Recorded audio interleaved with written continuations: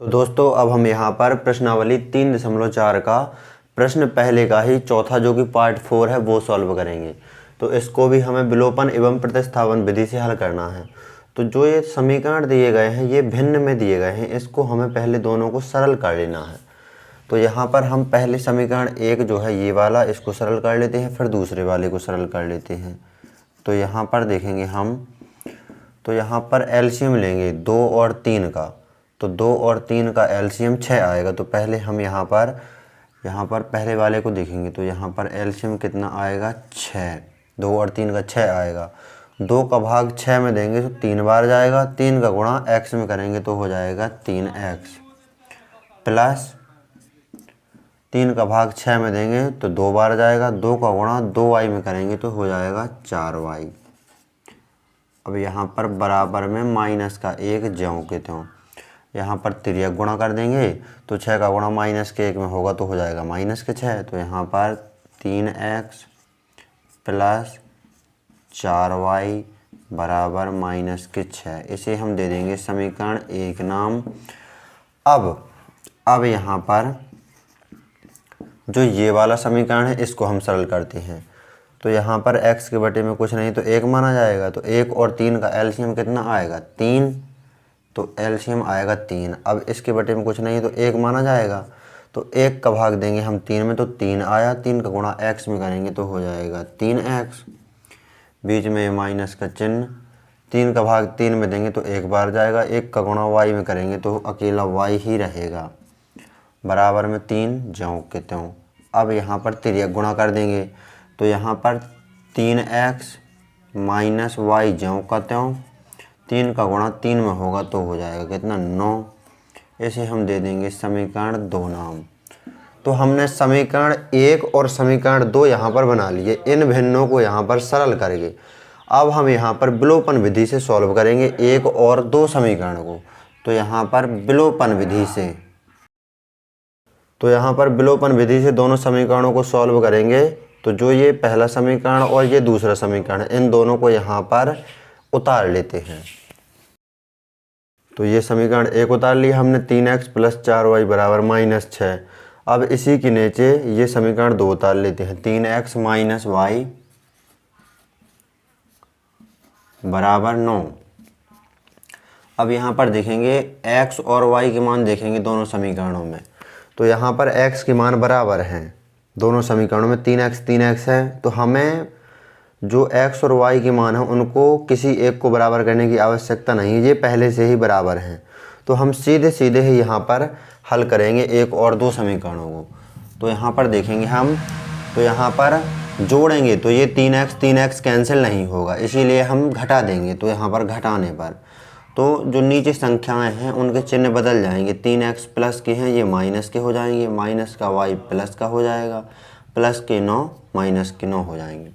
तो यहाँ पर प्लस के 3x माइनस के 3x कट गए, 4y और y 5y हो जाएंगे, बराबर माइनस के 6 और माइनस के 9 हो जाएंगे, माइनस के 15। माइनस माइनस की संख्याएं जुड़ जाएंगी। अब यहाँ पर 5y जो है 5y के साथ गुणा में है, 5 को बराबर को उस तरफ पक्षांतरित कर देंगे तो 5 भाग में पहुँच जाएगा। तो यहाँ पर सॉल्व करेंगे हम इसे। तो यहाँ पर देखेंगे y बराबर माइनस के 15 है, ये ज्यों के त्यों है, और 5 को बराबर को उस तरफ पक्षांतरित कर देंगे तो भाग में पहुंच जाएंगे। इस तरफ है गुणा में, उस तरफ भाग में। 5 का भाग 15 में 3 बार जाएगा, माइनस का चिन्ह ये रहा। तो y बराबर -3 आ गया। तो y का मान आ गया। अब हम x का मान निकाल लेंगे। तो y का मान हम समीकरण 2 में रख देंगे, इस y की जगह पर। समीकरण 2 में y का मान रखने पर, तो समीकरण 2 में y का मान रखेंगे। तो समीकरण 2 रहा ये 3x माइनस y बराबर 9। तो 3x माइनस y बराबर 9, ये रहा समीकरण 2। तो इस y की जगह पर हमें रखना है y का मान -3। तो -3 ये रख दिया हमने। 3x ज्यों के त्यों, माइनस का गुणा माइनस में होगा तो हो जाएगा प्लस के 3 बराबर में 9 ज्यों के त्यों। 3x यहाँ पर ज्यों के त्यों, प्लस के 3 को बराबर को उस तरफ पक्षांतरित कर देंगे तो हो जाएंगे -3।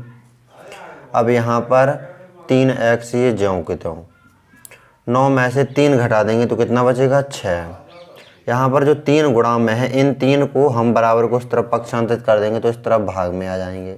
3 का भाग 6 में देंगे 2 बार जाएगा। तो यहाँ पर x का मान आ गया 2।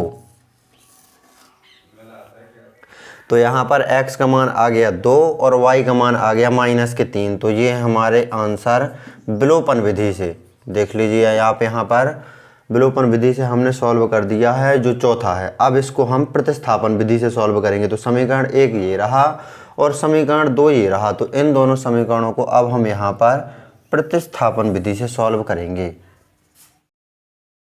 तो प्रतिस्थापन विधि से सॉल्व करेंगे तो हम समीकरण यहाँ पर 2 को देखेंगे। चाहे हम समीकरण 1 भी ले सकते हैं 2 भी ले सकते हैं। तो हम यहाँ पर एक ही देख लेते हैं समीकरण। तो 3x + 4y बराबर -6 है। तो 3x + 4y, तो +4y को बराबर को उस तरफ पक्षांतरित कर देंगे तो -4y हो जाएंगे। तो यहाँ पर -6 ये पहले से ही है, +4y बराबर के इस तरफ आएंगे तो यहाँ पर -4y हो जाएंगे। 3y x के साथ गुणा में है, यहाँ पर 3x है तो x के साथ 3 गुणा में है। 3 को बराबर को उस तरफ पक्षांतरित कर देंगे तो भाग में पहुँच जाएगा 3। तो -6 -4y और बटे में आ जाएंगे 3। इसको हम समीकरण 3 नाम दे देंगे। अब ये x का मान हम यहाँ पर समीकरण 2 में x की जगह पर रख देंगे। तो समीकरण 2 में x का मान रखने पर, तो यहाँ पर समीकरण 2 में x का मान रखेंगे। तो समीकरण 2 है 3x - y बराबर 9। तो 3 × x की जगह पर x का मान रख देंगे -6 - 4y बटे 3, -6 - 4y और बटे 3। अब यहाँ पर ये x का मान रख दिया हमने, -y बराबर में 9 ज्यों के त्यों, -y और बराबर में 9 ज्यों के त्यों। 3 का भाग 3 में चला जाएगा, यानी 3 से 3 कैंसिल हो गए। -6 - 4y और ये बचा माइनस का y, ये यहाँ पर उतार देते हैं। -6 - 4y और माइनस का y और बराबर में 9 ज्यों के त्यों। तो यहाँ पर -6 को बराबर को उस तरफ पक्षांतरित कर देंगे तो +6 हो जाएंगे। -4 और -y जुड़ जाएंगे तो -5y हो जाएंगे। 4 और 1 5y, माइनस का चिन्ह ही रहेगा क्योंकि दोनों ही संख्या माइनस की हैं तो जुड़ जाएंगी। तो -5y, -6 बराबर के उस तरफ गए तो +6 हो जाएंगे। अब यहाँ पर y बराबर 9 और 6 कितने 15, -5 इस तरफ गुणा में है, उस तरफ जाएंगे तो भाग में पहुँच जाएंगे। 5 का भाग 15 में 3 बार जाएगा। तो y का मान कितना आ गया, माइनस का चिन्ह ये और 3। तो y का मान आ गया -3। यहाँ पर देख लीजिए आप, यहाँ पर जो विलोपन विधि है उसमें भी y का मान -3 आया है, प्रतिस्थापन में भी y का मान 3 आया है -3। अब ये -3 जो y का मान है ये हम समीकरण 3 में रख देंगे। तो समीकरण 3 में y का मान रखने पर, तो समीकरण 3 में y का मान रखेंगे हम। तो समीकरण 3 क्या है, x बराबर -6 - 4y बटे 3।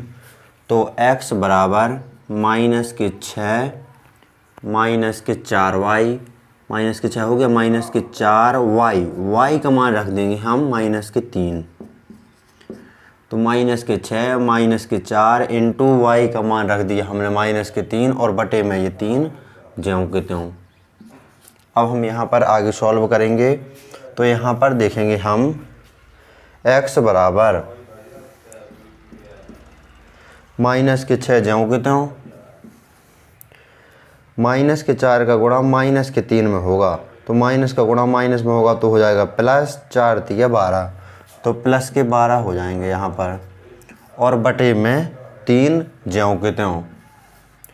x बराबर 12 में से 6 घट जाएंगे तो बचेगा 6 और बटे में बचेगा 3। 3 का भाग 6 में 2 बार जाएगा। तो x का मान आ गया हमारा 2। तो यहाँ पर x का मान 2 आ गया, y का मान आ गया 3। प्रतिस्थापन विधि से हमारे आंसर यहाँ पर आ गए। तो ये हमारे आंसर हैं प्रतिस्थापन विधि से, और विलोपन विधि से भी हमारे आंसर आए हैं। तो x का मान देखेंगे दोनों जगह विलोपन और प्रतिस्थापन विधि से सेम टू सेम है, जो कि है 2, और y का मान है -3 और -3। तो ये यहाँ पर विलोपन एवं प्रतिस्थापन विधि से हमने पार्ट 1, पार्ट 2, पार्ट 3 और पार्ट 4 चारों भाग यहाँ पर सॉल्व कर लिए हैं। तो इस प्रकार आपको प्रश्नावली 3.4 का प्रश्न 1 को सॉल्व कर लेना है। उसके चारों पार्टों को हमने यहाँ पर सॉल्व करके वीडियो आपको उपलब्ध करवा दिए हैं। तो आप यहाँ पर यदि संपूर्ण कक्षा 10 एनसीईआरटी गणित को हल शायद देखना चाहते हैं तो डिस्क्रिप्शन ज़रूर चेक करें। हमने संपूर्ण कक्षा 10 एनसीईआरटी गणित को हल कर दिया है। तो यहाँ पर नोट कर लीजिए आप इस महत्वपूर्ण प्रश्न को। परीक्षा की दृष्टि से ये प्रश्न भी बहुत अधिक महत्वपूर्ण है यहाँ पर।